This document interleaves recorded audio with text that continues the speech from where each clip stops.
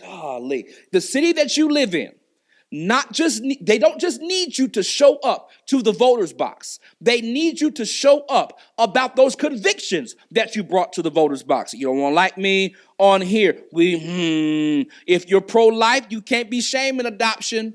Oh gosh, if you pro-life, you can't be hating on pregnant mamas who are trying their best to feed their families. You can't march at the pro-life rally and then be talking about the mama in front of you in line at Walmart who's paying with an EBT card. You cannot do it. You just marched saying you wanted her to keep them babies alive, and now here you are scoffing at them when they're scanning and swiping a government-funded check. You got to decide which side you're going to be on. You can't do both.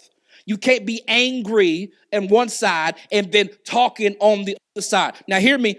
You can't be marching at rallies and taking photo ops and going and saying people's names and being completely absent in understanding about how your vote affects the police reform that you say that you're marching for. You got to have somebody send you 6 different types of tweets and 6 different types of breakdowns on the amendments because you have not been responsible to research it and look at it for yourself. You've been marching, but you haven't been reading. Here's what I'm saying. Your vote is important, but the convictions of which you have voted for, they need you to show up too.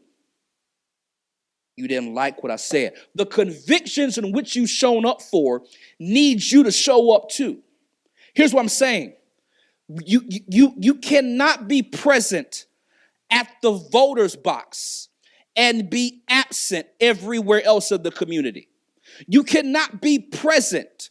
If you call yourself a child of God, if you call yourself voting Christian values, whatever you want to say it, you call yourself a child of God, and you find yourself at the voters box, but you were absent in the community rallies, you were absent in being an active member in serving in the work of ministry in a local church, you were absent in being a part of the how many different nonprofit organizations which you can serve and be a part of, then you aren't making the noise you think you make it.